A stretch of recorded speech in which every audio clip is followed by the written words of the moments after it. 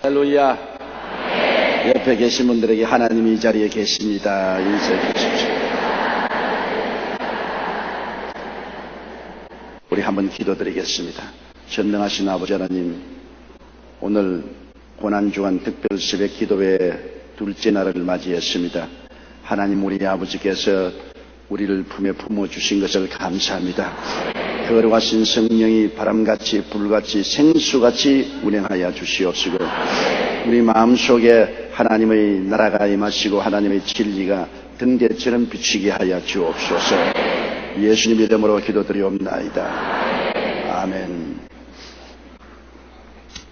오늘 저는 여러분과 함께 율법과 계명과의 만남에 관해서 말씀을 드리고자 합니다. 십자가 이전의 율법과 십자가 이후의 율법의 관계에 대해서 말씀을 드리겠습니다. 하나님께서는 이스라엘 백성들에게 시내산에서 모세를 통하여 율법을 주셨습니다. 율법과 계명은 우리들을 정죄하기 위해서 준 것입니다. 율법과 계명은 우리를 엄히 다스리는 주인과 같습니다.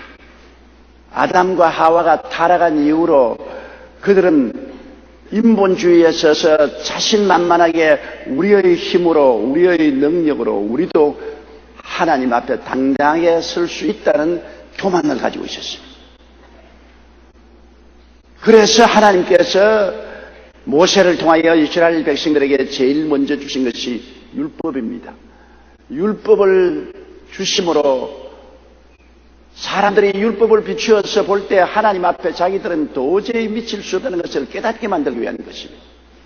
율법이 없을 때는 자기가 잘난 줄 알고 자기가 능력이 있고 힘이 있고 자기의 지식과 능력으로 의롭게 살 수 있다는 자신감을 가지고 있었습니다만, 하나님이 원하시는 그 스탠다드에 이르는 의로움을 표시한 것이 율법인데, 율법을 하나님이 주시고 율법의 그 우리에 너 자신을 한번 비춰보라고 할 때 그만 사람들은 두 손을 활짝 들 수밖에 없습니다. 그 우리 없을 때는 자기가 잘난 줄 알고 자기가 깨끗한 줄 알고 큰 소리 하다가 그 우리 탁 비추니까 그 우리 보니까 자기가 검정투성이고 잘못났고 형편없는 것을 알게 되고 그 다음에는 위축되고 교만이 사라지는 것과 같은 것입니다. 율법과 계명은 우리를 정지하기 위해서 주신 것입니다. 내가 얼마나 못났고 죄 많고 형편없는 존재라는 것을 깨닫게 하기 위해서 율법과 계명을 주신 것입니다. 율법과 계명은 우리를 살릴 수 있는 힘이 있는 것이 아닙니다. 살리려고 준 것이 아니라 우리를 정지하기 위해서 준 것입니다. 거울 보십시오, 여러분. 거울은 우리를 단장시킬 수는 없습니다. 우리가 어떠한 존재인지를 보여주는 것이 거울입니다.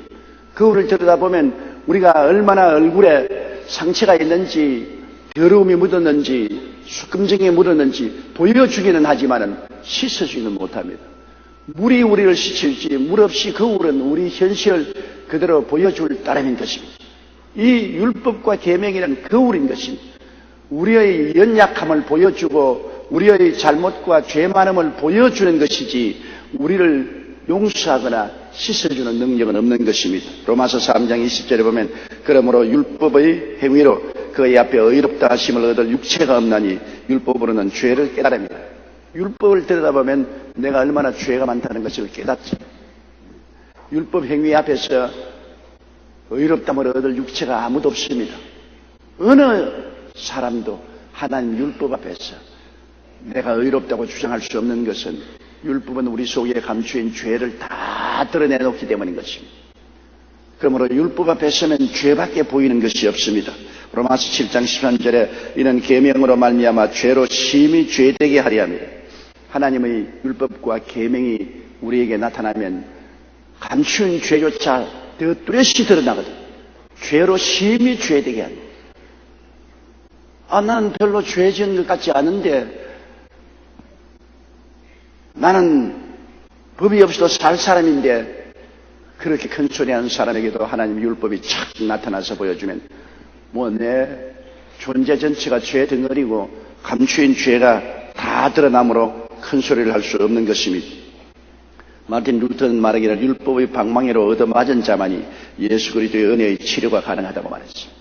율법이 와서 우리를 얼마나 어마어마한 죄인이요 더러운 존재라는 것을 보여주어야 그 다음 예수님의 보혈에 씻음받기 위해서 나옵니다.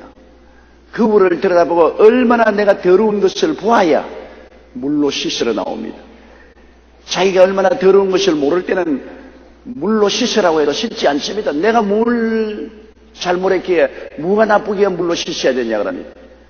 그러나 그 물을 보고 내가 수구멍 투성인 것을 알게 되면 물로 나와서 씻으려 하죠. 율법의 몽둥이로 얻어맞아서 내가 죄인인 것을 깨닫게 되면 비로소 예수님의 보혈 앞에 두 손 들고 나와서 구원을 받기를 원하시는 것입니다. 그런데 예수님은 율법과 계명을 짊어지고 죽으심으로 청산해 주신 것입니다.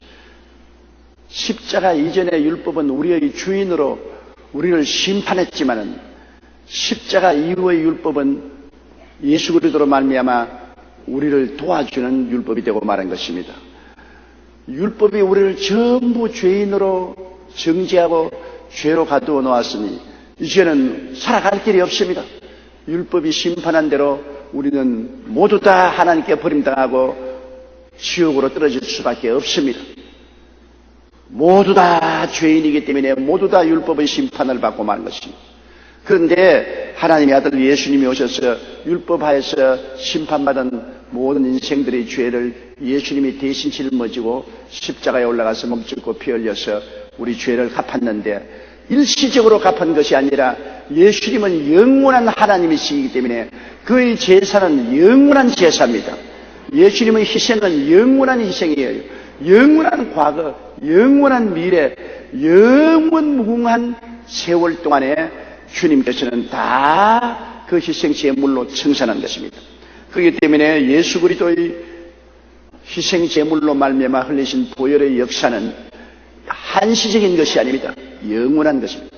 영원한 과거로부터 영원한 미래까지 모든 인간의 죄를 다 청산해버린 것입니다. 예수 그리스도의 십자가의 제물된 심은 영원한 제물이요 영원한 구원의 능력이 있는 것입니다. 그렇기 때문에 예수 그리스도 안에서의 구원이란 영원성의 연전에 있습니다. 일시적인 것이 아닙니다. 한없는 먼 과거와 미래의 죄를 다 청산했기 때문에 예수님이 보혈로 말미암아 아담과 하와 이후로 장차 주님 강림하실 때까지 있을 모든 죄는 다 청산되버리고 마는 것입니다. 그만큼 보혈의 효과가 있습니다. 주님의 보혈은 힘이 있을 뿐 아니라 영원성이 있는 것입니다. 내가 예수 그리스도의 보혈을 의지하고 나오면 어머니 뱃속에서부터 무덤에 들어갈 때까지 모든 죄가 청산되어 버리는 것입니다. 죄가 청산되니까 죄를 때려잡는 율법도 이제는 필요 없게 된 것입니다. 죄가 있을 때 율법이 필요하지 죄가 없으면 죄를 들춰낼 율법이 필요하지 않습니다. 사회에 죄가 있을 때 경찰관이 필요하지 사회에 죄가 없어지면 죄인을 잡을 수 있는 경찰관이 필요하지 않습니다. 예수님 오시기 전에 율법은 모든 사람을 죄 아래 가두어 놓았지만은 그리고 심판했지만은 예수님이 십자가에서 인간의 모든 죄를 영원히 청산해버리고 난 다음에는 이제는 아무리 율법이 죄인을 잡으려고 해도 예수님의 보혈이 외칩니다. 다 갚아버렸다. 이 사람 죄 아니다. 다 갚아버렸다. 예를 들어 말하면 우리가 빚을 잔뜩 졌습니다. 내 힘으로 도저히 갚을 수 없는 빚을 졌어요. 예를 들어 말하면 제가 한 1조 원의 빚을 졌다고 합시다. 내 평생을 갚아도 갚을 수 없는 1조 원의 빚을 져서 나는 도저히 이제는 헤어나올 수가 없습니다. 그러므로 빚쟁이에게 추달을 당하고 고발을 당하고 평생을 감옥에 갇혀서 보낼 수밖에 없는데 우리 아버님이 100조 원을 가지고 있다고 말하십시다.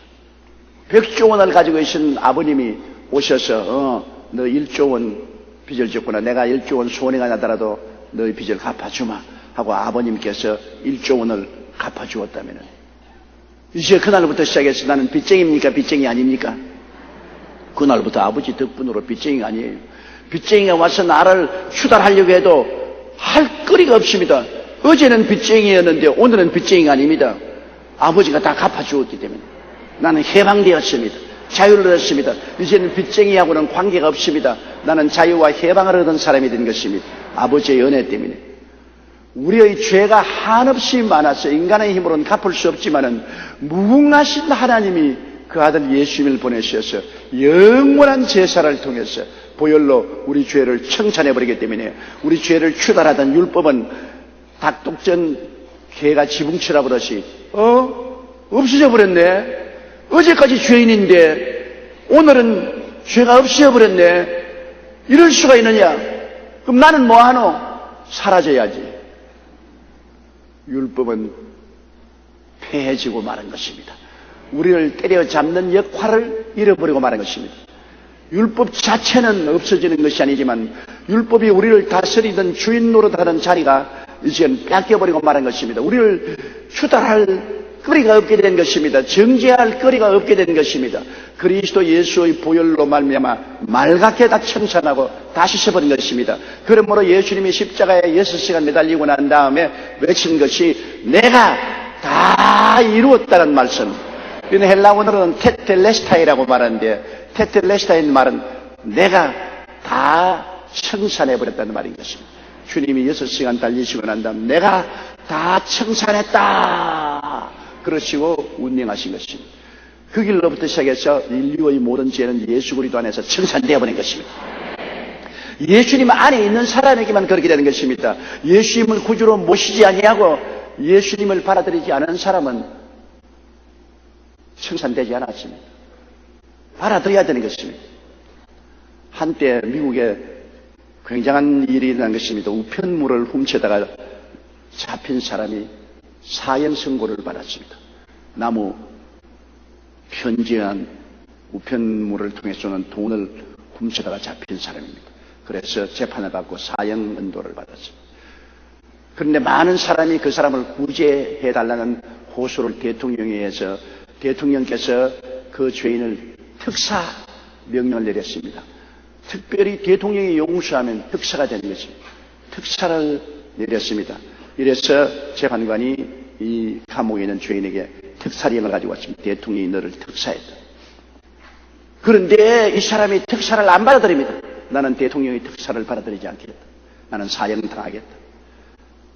나는 내 죄 때문에 내가 사형 받기를 원한다. 살고 싶지 않다. 대통령이 특사를 내렸는데도 안 받아들이게 됐습니다. 그래서 미국에 굉장한 사회적 문제가 생겼습니다. 이 사람은 대통령이 특사에도 특사를 안 받아들였으니 대통령이 특사의 효과가 있느냐 없느냐 논쟁이 붙었는데 종국적으로 대통령이 아무리 특사를 해도 본인이 받아들이지 않으면 특사는 효과가 없다는 결론이 내린 것입니다. 그래서 그 사람은 사형당했습니다. 우리 하나님께서 예수 그리스도의 보혈을 통해서 우리에게 아무리 값없이 용서를 주어도 안 받아들이는 사람에게는 용서가 효과가 없습니다. 여러분은 예수님을 구주로 모셔드리고 하나님의 용서를 받아들이기 때문에 효과가 발생되는 것입니다. 영원히 용서받은 효과가 발생되는 것입니다. 그러나 아무리 전도해도 나는 예수를 구주로 믿을 수가 없다. 나는 하나님의 은총을 받아들이지 않겠다고 반대하는 사람은 예수님의 십자가에서 다 청산해 놓아도 효과가 없습니다. 다 청산했는데도 효과가 발생하지 않고 아무 유익이 없게 되는 것입니다. 그러나 우리 예수 그리스도를 구주로 모신 사람은 그리스도 안에서 율법과 계명은 이제는 효과를 발생할 수 없으므로 정죄받지 않습니다. 골로새서 2장 13절로 14절에 또 너희의 범죄와 육체의 무할례로 죽었던 너희를 하나님이 그와 함께 살리시고 우리에게 모든 죄를 사하시고 우리를 거스리고 우리를 대적하는 의문에 선 정서를 도말하시고 의문에 선 정서란 것은 율법을 말하는 것입니다. 의문에 선 정서를 도말하시고 제하여 버리사 십자가에 못 박으시고 십자가에 율법과 계명을 못 박아버려서 청산해버려요. 예수님이 십자가에 못 박였을 때 이미 율법과 계명은 함께 십자가에 못 박여버린 것입니다. 효과가 없습니다. 이제는 죽었다. 이제는 예수 그리스도의 보혈이 모든 죄를 다 청산했으므로 죄를 잡는 율법과 계명은 청산되어 버리고 말한 것입니다. 로마서 8장 1절로 4절에 그러므로 이제 그리스도 예수 안에 있는 자에게는 결코 정죄함이 없나니 이는 그리스도 예수 안에 있는 생명의 성령의 법이 죄와 사망의 법에서 너를 해방하였습니다. 여러분은 해방받은 사람인 것입니다. 율법과 계명의 정죄 앞에서 벌벌 떨다가 이제는 그것에서 해방되었습니다. 예수 그리스도의 보혈로 말미암아 자유롭게 된 것입니다. 용서받은 의인이 되었습니다. 따라 말씀해서 나는 용서받은 의인이 되었습니다. 우리가 좋은 행위를 해서 의인이 된 것이 아닙니다. 우리는 그리스도의 보혈로 영원히 용서를 받았기 때문에 영원히 의인이 되고 말한 것입니다. 옆에 계신 분들에게 당신은 의인입니다. 그렇게 말씀하십시오. 자, 그런데 율법과 계명이 이제 소용이 없느냐? 그렇지가 않습니다. 전에 율법과 계명이 우리의 주인으로, 우리의 심판자로 우리를 다스렸으나 예수 그리스도의 십자가 보혈 이후에는 율법은 자리를 바꾸어서 이제 우리를 도와주는 종의 자리에 들어서게 된 것입니다. 주인으로 있다가 이젠 종으로 자리를 바꾼 것입니다. 십자가 이전에는 우리를 몰아쳐서 지옥으로 보내는 심판자요, 우리를 다스리는 주인이었으나 십자가 이후로는 율법은 그 주인의 자리를 내어놓고 이제는 예수 그리스도의 자녀된 우리들을 도와주는 종의 자리, 보좌관의 자리로 바꾸게 된 것입니다. 갈라디아서 3장 24절에 율법이 우리를 그리스도에게로 인도하는 몽학선생이 되어 우리로 하여금 믿음으로 말미암아 의롭다함을 얻게 하려 함이라. 율법이 우리를 그리스도에게로 인도하는 몽학선생, 국민학교 교사란 말인 것입니다. 오히려 이제는 심판한 자가 아니라 율법은 우리를 국민학교 교사처럼 되어서 예수님께로 점점 이끌어가는 안내자가 되어버리고 말았다는 것입니다. 왜 율법이 우리에게 오늘날 필요하냐? 율법 그럼 폐기 처분해버리는데 무 때문에 율법이 필요합니까? 그렇게 말하는 사람이 있습니다. 율법이 우리의 심판자로서의 그 자리가 폐기 처분되어 버렸지 율법 그 자체가 필요 없는 것은 아닙니다. 율법은 우리를 오늘날 돕는 자의 위치에 있는데 어떻게 돕느냐? 하나님의 신성을 보여주십니다. 로마서 7장 12절에 율법도 거룩하며 계명도 거룩하며 의로우며 선하도다. 율법이 거룩하고 의로운 거울로서 우리에게 하나님은 어떠한 분인가를 보여주시는 것입니다. 하나님이 어떠한 분인가? 율법과 계명에 기록한 대로 이처럼 거룩하다. 전에는 하나님이 어떻게 거룩한지 몰랐지만은 율법을 통해서 보면 우리의 인간의 힘으로는 도저히 도달할 수 없는 너무나 거룩하고 영광스러운 하나님이시구나. 하나님의 신성을 율법이 보여주는 것입니다. 그러므로 율법과 계명을 통해서 우리는 하나님이 얼마나 엄미하신 하나님인 것을 알고 그 율법을 통해서 우리는 더욱 회개하는 마음을 가질 수 있는 것입니다. 로마서 7장 14절에 우리가 율법은 신령한 줄 알거니와 나는 육신에 속하여 죄 아래 팔렸도다. 율법을 보고 나니까 내가 죄인이라는 것을 알아요. 율법을 보고 나니까 나는 완전히 죄 아래 팔린 사람이구나. 나는 정말 예수님의 보혈 아니고는 어림도 없는 사람이구나. 예수 그리스도의 보혈을 의지하지 않고는 나는 절대로 하나님 앞에 설 수 있는 자격이 없구나. 그래서 율법을 통해서 하나님의 신성을 알고 예수님의 보혈에 더욱더욱 의지할 수 있게 된 것입니다. 시편 119편 9절에 청년이 무엇으로 그 행실을 깨끗하게 하리까? 주의 말씀을 따라 삼가할 것입니다. 주의 말씀을 들여다보고 율법을 들여다보고 내가 주의해야 되겠구나, 조심해서 살아야 되겠구나 하는 것을 알 수 있는 것입니다. 그렇기 때문에 율법은 우리의 삶의 표대가 되어주는 것입니다. 율법이 하나님은 이러한 하나님이시다. 하나님은 이렇게 너가 살기를 원한다. 그러므로 율법을 보고 이대로 따라서 살도록 노력을 해라. 이제는 율법을 지킴으로 구원을 받는 것은 아니지만은 율법을 지킴으로 하나님의 신성에 가까워지게 되는 것입니다.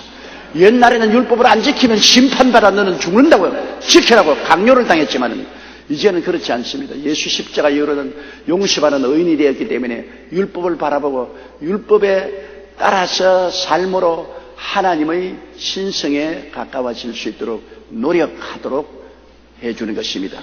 그래서 율법을 보고 저 표대를 따라서 내가 살아야 되겠구나 하는 그런 마음을 우리에게 주는 표대가 되어주는 것입니다. 그리고 율법은 의롭고 진실되고 거룩하게 사는 안내자가 되는 것입니다. 자, 어떻게 내가 의롭고 거룩하고 진실되게 살 수 있는가? 안내서가 있는가? 율법이 바로 안내서인 것입니다. 내 앞에 다른 신을 두지 말라, 우상에 절하지 말라, 하나님 이름을 망령되이 부르지 말라, 안식일을 거룩히 지켜라, 내 부모를 공경하라, 살인하지 말라, 간음하지 말라, 도적질하지 말라, 내 이웃을 거짓 증거하지 말라, 내 이웃을 탐하지 말라. 안내서입니다. 하지 말라는 것은 이것을 안 해야만 하나님이 기뻐하시는구나, 이를 행하면 하나님을 슬프게 하는구나. 이제 율법은 우리를 정죄는 못합니다. 우리를 이롭고 진실되고 거룩하게 사는 안내자가 되어주는 것입니다. 보혈로 이미 씻음 받았기 때문에 우리는 하나님의 은혜로 영원히 의롭다함을 얻었으므로 율법이 우리를 심판하지는 않습니다만 더 하나님 앞에 가까이 나갈 수 있는 안내자가 되어주는 것입니다. 어떻게 해야 하나님 앞에 가까이 나가는지는 모르지 않아요. 율법을 보니까 다른 신을 섬기면 절대로 안 되겠구나, 우상에 절하면 안 되겠구나, 하나님의 이름을 망령되이 부르면 안 되겠구나, 성수주일하지 않으면 안 되겠구나, 율법 보니까 하나님을 기쁘시게 하려면 부모를 공경해야 되겠구나, 하나님을 기쁘시게 하려면 살인할 마음, 미운 마음 없애야 되겠구나, 하나님을 기쁘시게 하려면 간음하지 말아야 되겠구나, 음란하고 방탕하지 말아야 되겠구나, 하나님을 기쁘시게 하기 위해서는 거짓말하고 사기쳐서는 안 되겠구나, 도적질해서는 안 되겠구나, 하나님을 기쁘시게 하기 위해서는 이웃 사람 모함하면 안 되겠구나, 하나님을 기쁘시게 하는 이웃 사람 탐하면 안 되겠구나, 모략 중상하면 안 되겠구나, 이런 것을 깨닫게 만들어주는 것입니다. 그래서 우리가 회개를 할 때 막연하게 회개합니다, 그게 회개가 되는 것이 아닙니다. 율법에 비추어 보아서 이 점이 나가 크게 잘못했구나, 하나님 이 점을 회개합니다, 용서해 주십시오, 그렇게 회개할 수 있는 길을 열어주시는 것입니다. 그거를 보아야 내가 어느 점에 더 화장을 해야 되겠다, 그것을 보여주는 것처럼 율법을 보아야 내가 회개할 수 있습니다. 이러므로 의롭고 진실되고 거룩하게 사는 안내자가 되어주는 것입니다. 한 청년이 목사님과 함께 차를 타고 대전에 가고 있었습니다. 평소에 그 청년은 계명에 대해 불만을 가지고 있었던 사람이었습니다. 그런 늘 목사님 보고 말하기를, 목사님 저는 10계명을 싫어합니다. 10계명에는 하지 말라는 이야기가 왜 그렇게 많습니까? 이것도 하지 마라, 저것도 하지 말라, 이것도 못한다, 저것도 못한다. 아주 괴롭습니다. 목사님은 청년의 말에 아무 대답도 하지 않고 묵묵히 운전만 했습니다. 그러다가 바로 옆에 보니까 길거리에 이렇게 간판이 붙었어요. 동쪽으로 가면 강릉으로 가고 서쪽으로 가면 대전으로 간다, 간판이 붙었는데 갑자기 대전 가는 목사님이 강릉 쪽으로 핸들을 틀었습니다. 그 대전 가는 사람이 강릉으로 갑니다.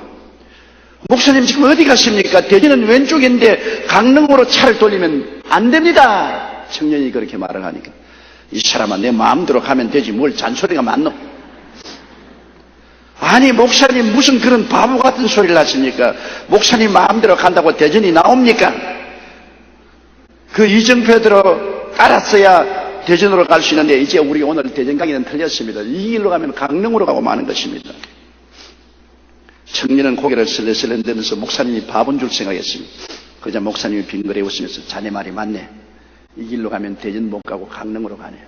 율법도 계명도 마찬가지야. 이 길로 가야 하나님께로 간다 하는데 율법과 계명이 싫어서 다른 길로 가면 지옥으로 가고 마는 거야.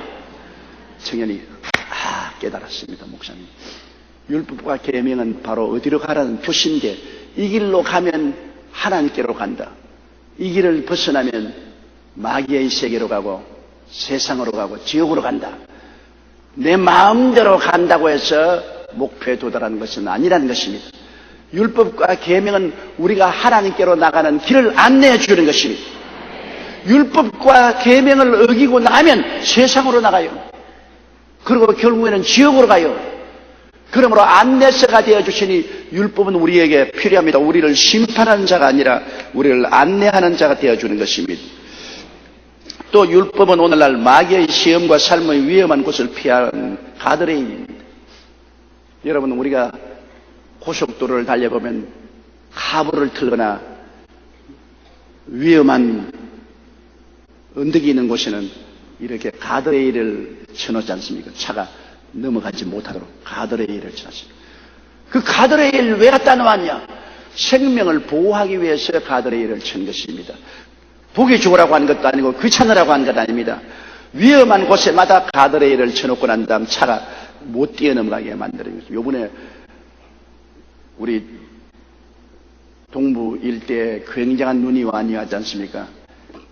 그 눈길에 차를 80km로 몰고 가다가 차가 직작을 하니까 한 부인 기사가 브레이크를 밟았어요. 브레이크를 밟으니까 눈길에 차가 서는 것이 아니라 휙 180도 돌아서 그냥 가드레일을 쾅 하고 들어받았습니다. 죽은 줄 알았는데 차가 섰습니다. 가드레일 저 건너편에는 벼랑길이었습니다. 그대로 미끄러 내려가서는 벼랑에 뒹굴어서 죽었을 것입니다. 혼비백산한 이 운전사가 텔레비에 인터뷰하는 거 보았습니다. 그는 후두들 떨면서 내가 80km 달려가는데 차가 직작으로 이렇게 흔들리기 때문에 중지시키려고 브레이크를 밟으니까 180도를 돌아서 미끄러져서 그냥 언덕길을 향하는데 나는 죽었다고 생각했는데 가드레일에 부딪혀서 살았습니다. 가드레일이 없었으면 난 죽을 뻔했습니다. 여러분, 이 운전사에게는 가드레일이 생명레일이었습니다. 그거를 뛰어넘었으면 그만 언덕길에 굴러서 죽었어요. 오늘날 우리의 인생살이의 가드레일은 하나님의 율법과 계명입니다. 율법과 계명에서 이 길을 넘어가면 굴러떨어져서 죽는다. 이 길을 넘어가지 마라. 다른 신을 섬기지 마라. 너가 다른 종교를 믿으면 죽는다. 가드레일입니다. 우상에 절하지 마라. 우상을 절하면 넌 죽는다. 가드레일입니다. 이 건너가지 마라. 하나님을 장난삼아 부르지 말라. 성수주의하지 아니하면 너 언덕에 뒹군다. 부모를 공경하지 아니하면 너 큰 상처를 입게 된다. 가드레일입니다. 미워하거나 살인하면 너에게 치명적인 고통이 다가온다. 가드레일입니다. 간음하면 너 자신도 너의 가정도 너의 인생도 망한다. 이 건너지 마라. 가드레일입니다. 도적질하면 큰 위험을 당한다. 건너가지 마라. 가드레일입니다. 너의 이웃을 거짓으로 참수하면 큰 시련을 겪게 된다. 건너가지 마라. 이웃을 탐하지 마라. 그래서 너에게 큰 상처가 된다. 우리에게 큰 시험과 고통과 상처가 올 것을 알기 때문에 그에게 건너가지 말라고 가드레일을 붙여놓은 것입니다. 이거를 건너가면 상처를 받는다. 건너가지 마라. 율법이 왜 필요하며 계명이 왜 필요합니까? 우리가 인생을 살아가는데 다른 길로 가기 위해서 그렇게 하는 것입니다. 그 율법과 계명을 뛰어넘어 거슬러가면은 큰 위험이 다가오고 고통이 다가오고 상처가 다가오고 피투성이가 되기 때문에 그렇게 되는 것입니다. 잠언서 1장 23절에 나의 책망을 듣고 돌이키라. 보라, 내가 나의 신을 너희에게 부어주며 나의 말을 너희에게 보이리라. 책망을 듣고 돌이켜야 하나님의 은총이 임하는 것입니다.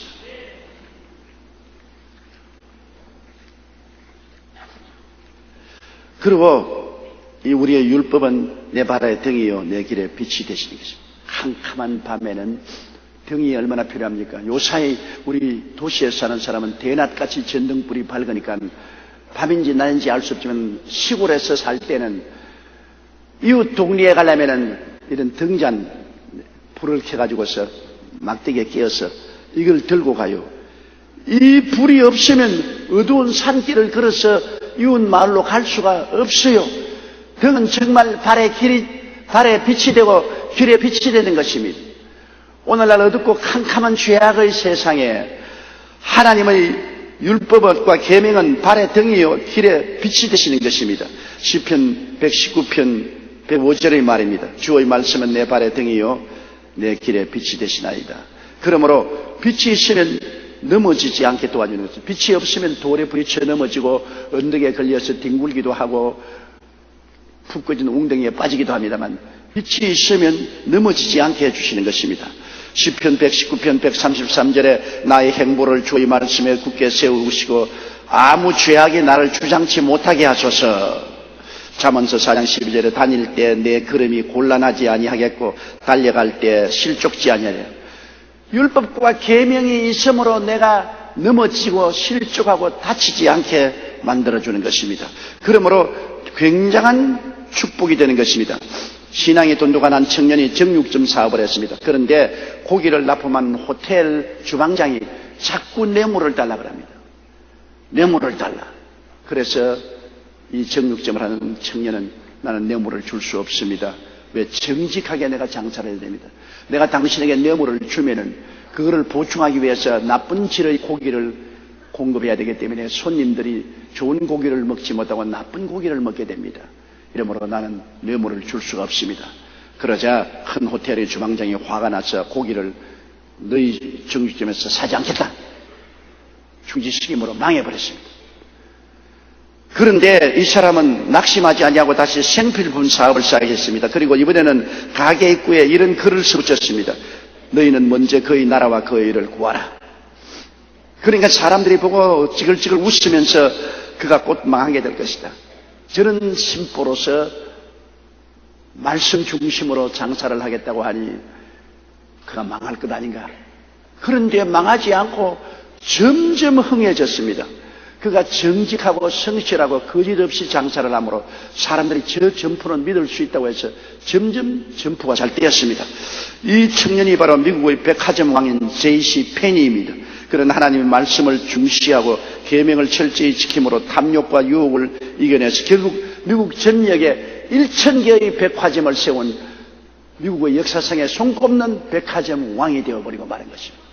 하나님의 율법은 내 발에 등이 되며 내 길에 빛이 되신 것입니다. 그 빛을 통해서 가면 올바른 길로 걸어가게 되는 것입니다. 율법과 계명을 따라서 살면 손해나는 것 같지만 손해나지 않습니다. 미국의 대통령이었던 아브라함 링컨은 생전에 늘 하나님이 내게 주신 최고의 선물은 성경이라고 말했습니다. 그는 변호사 시절부터 대통령의 자리에 오르기까지 수없이 다가오는 뇌물의 유혹을 물리친 것입니다. 하루는 어떤 사람의 링컨에게 당신은 어떻게 뇌물을 거절할 수 있었습니까? 그러자 링컨은 어머니가 가르쳐 주시던 십계명이 늘 귀에 쟁쟁했기 때문에 나는 뇌물의 유혹을 이길 수가 있었습니다. 아브라함 링컨이 지금까지 역대 미국 대통령 중 가장 존경받는 자가 될 수 있었던 것은 바로 그가 하나님의 계명을 중시하고 그 말씀을 따라서 살았기 때문인 것입니다. 그러므로 어두움에 떨어지지 않은 것입니다. 율법과 계명은 우리를 돕는 역할을 합니다. 하나님의 뜻에 따라 온전한 삶을 살도록 도와주는 고마운 하나님의 선물입니다. 예수님의 십자가 이전에는 율법은 우리를 정죄하고 심판하고 지옥으로 보내는 무시무시한 주인이었지만은 그는 예수님 십자가를 통해서 우리의 죄를 영원히 청산해버리고 믿음으로 말미암아 구원을 얻게 하고 난 다음 율법은 자리를 바꾸어서 우리를 돕는 종이요 보좌관이 되어서 우리들로 하여금 하나님 앞에 올바르게 나갈 수 있도록 도와주는 안내자가 되어 주신 것입니다. 그러므로 오늘 십자가 이전의 율법하고 십자가 이후의 율법하고는 다릅니다. 십자가 이전 율법은 우리의 원수입니다. 우리를 심판하고 우리를 죽이고 우리를 지옥으로 보내는 우리에 대해서는 원수가 되어 있었습니다.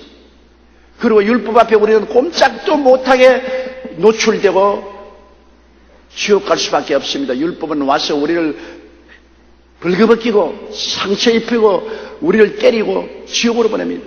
그러나 십자가 이후로는 율법은 다정한 보좌관, 우리를 돌봐주는 보모, 선생, 종, 안내자 역할로서 율법을 통해서 우리는 하나님 앞에 올바르게 서게 되고 바른 길을 가게 되고 위험을 피하게 되고 우리는 성공적인 인생을 살 수 있는 것입니다. 그러므로 율법은 우리의 너무나 귀하고 아름다운 하나님의 선물인 것입니다. 율법을 늘 사랑하고 묵상하고 율법대로 행해서 하나님의 은총을 받고 가까이 나가고 축복을 누리는 여러분 되시기를 주의 이름으로 축원합니다. 할렐루야.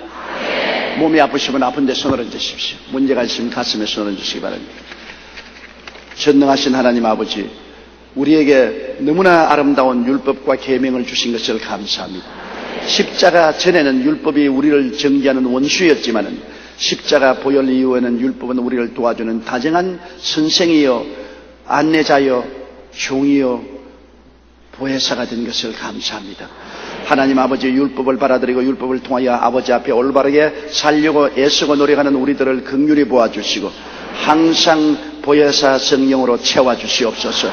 오늘 마음과 몸이 병든 자는 예수 이름으로 기도하오니 고쳐주시고 주의 다정한 손길로 안수하여 주셔서 치료의 능력이 충만하게 도와주시옵소서. 충만할지어다. 예수 이름으로 명하노니 악한 귀신은 물러가라, 물러가라, 물러가라, 물러가라. 예수 이름으로 고침을 받을지어다. 우리 아버지 하나님이여, 손을 들어 축복하여 주옵소서. 영혼이 잘되고 범사가 잘되며 강건하고 생명을 얻되 넘치게 얻게 하여 주옵소서. 예수님 이름으로 기도드리옵나이다. 아멘.